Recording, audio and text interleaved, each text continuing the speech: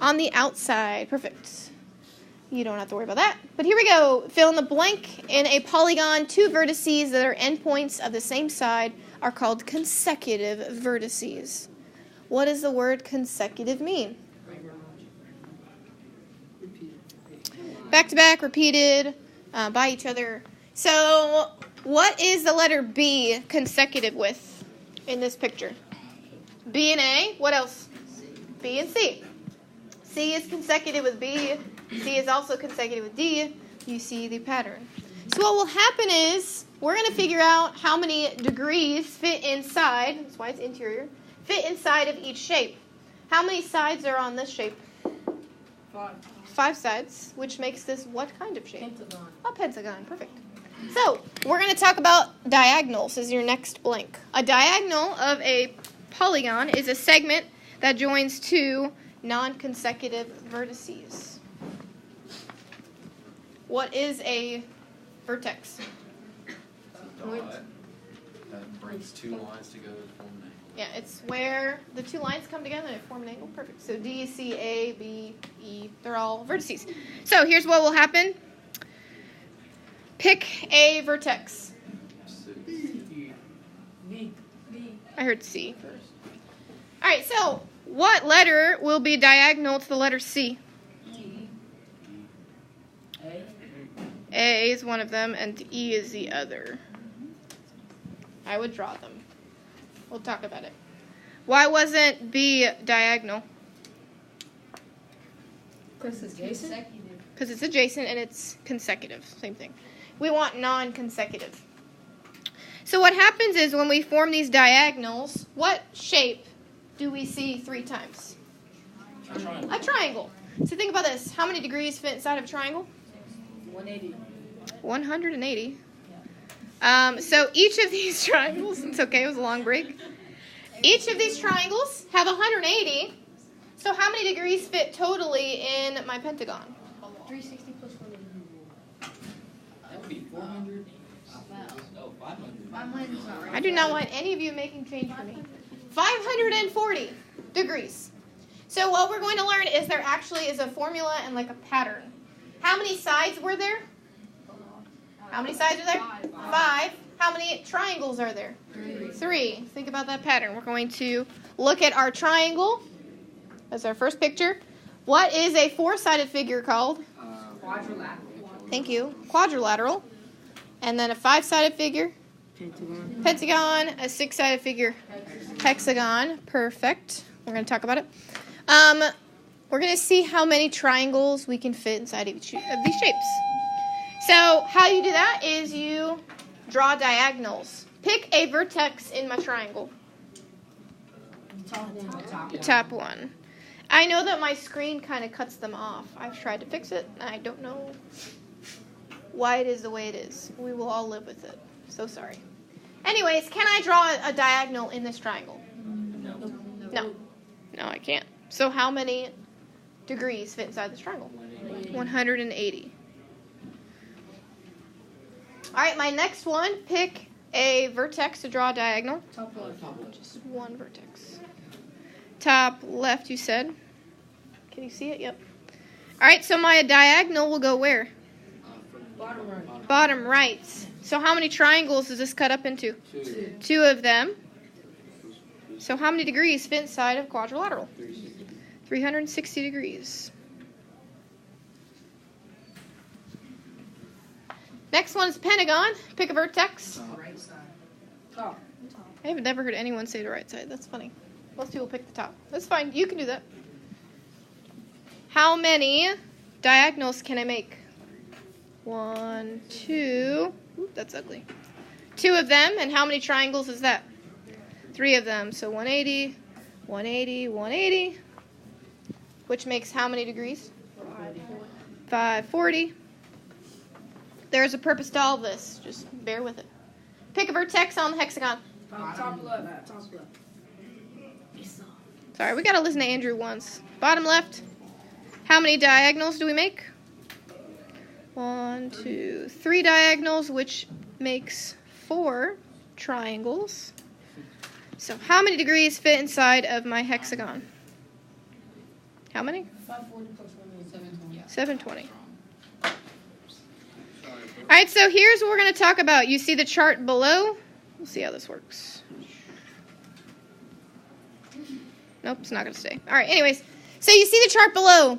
Triangle has 3 sides. How many triangles fit inside of a triangle? Just the one. So 1 times 180 is 180 degrees. Where does the 180 come from? Just that there's one triangle.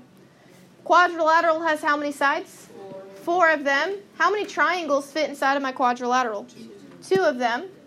So we did 2 times 180, which was 360. We just did this on the last page. Pentagon has how many sides? 5. How many triangles? 3. So we did 3 times 180, which is 540. Hexagon has 6. Number of triangles was 4 triangles. 4 times 180 is 540. So there is a general rule. Okay? How many triangles were there in comparison to the amount of sides? 2 less. Yeah, so 2 less. So whatever the amount of sides there were, subtract 2, and that's how many triangles there are. So here's how you make that. N represents the number of sides, minus 2. That's how you find out how many triangles there are. And then you multiply it times 180. You'll want to write this down and highlight it. This is the formula for any polygon to find out how many degrees fit inside. N again represents the number of sides. N minus 2 represents the number of triangles inside times 180 degrees. That is the general formula. You will want to highlight it. It is very important. It's like half of this lesson.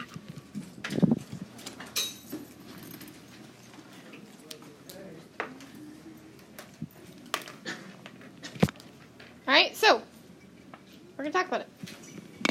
Look at the bottom of the page. Find the sum of the measures of the interior angles of the indicated convex polygon. So sum of the measures of the interior means, what does sum mean?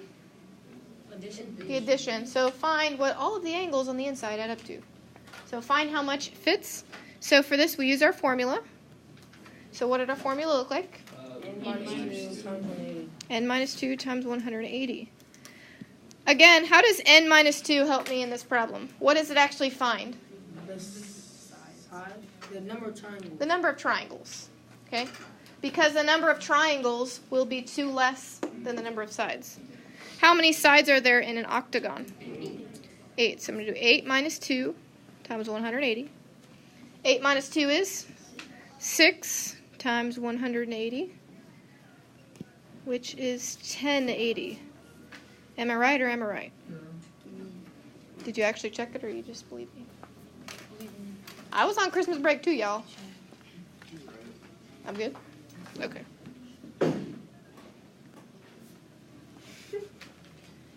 Alright, number 2. Guess what? We do the same thing. N minus 2 times 180. What is n in a 15-gon? 15. 15 sides, which means I'm going to have 13 triangles times 180. 2,340.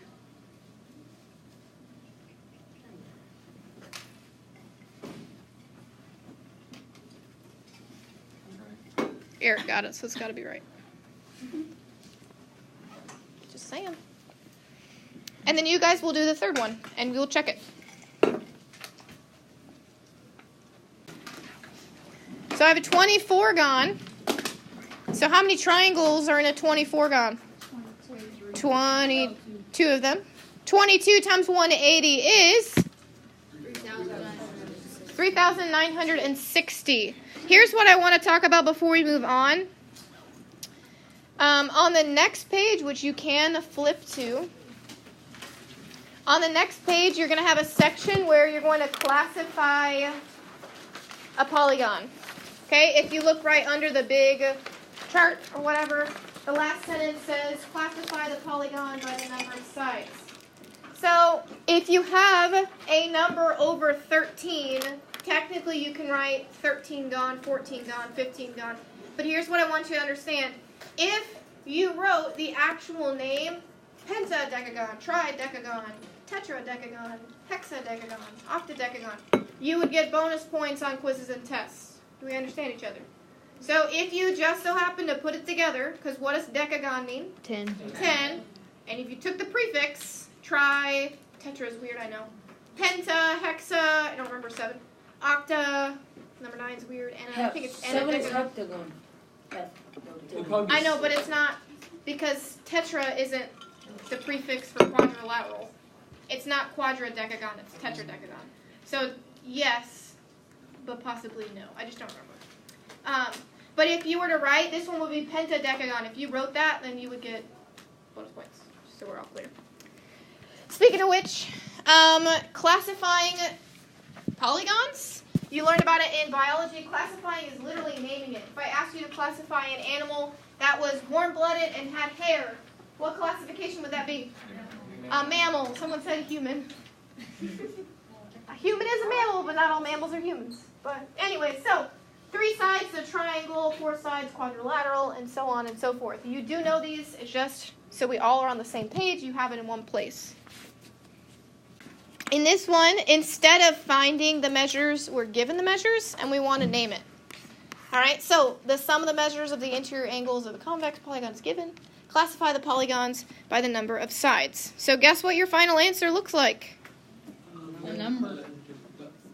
A word. Classify the polygon by the number of sides. Meaning, like, if you found that the number of sides was 6, your answer would be hexagon. So what we're given this time is the degrees. We need to figure out what shape has 900 degrees in it.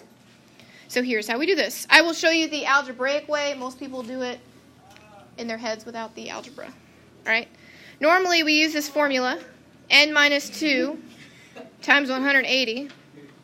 And that helps you find the measure of the interior angles. What is the measure of our interior angles in number 4? 900. So equals 900.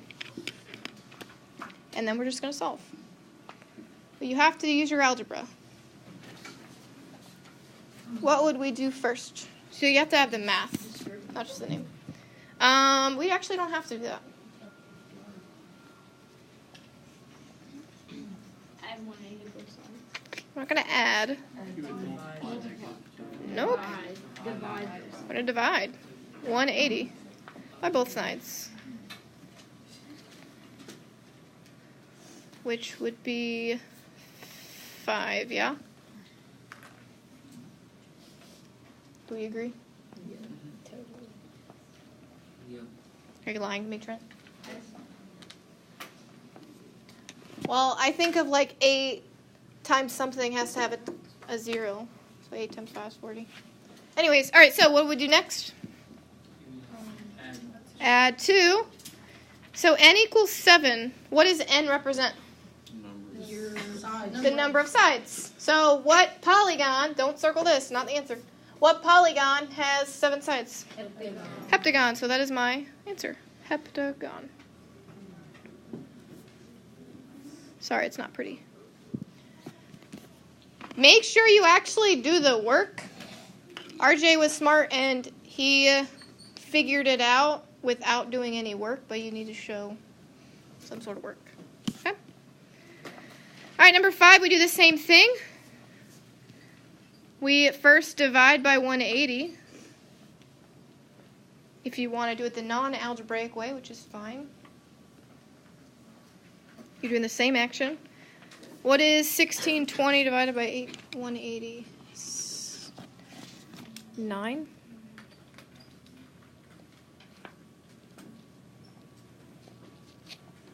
So that means there are 9 triangles inside of this shape. However, that doesn't tell me how many sides there are. What would I do next? Add 2, which is 11. Do I write 11 gone? No, I would instead write 10 decagon. And then you do number 6.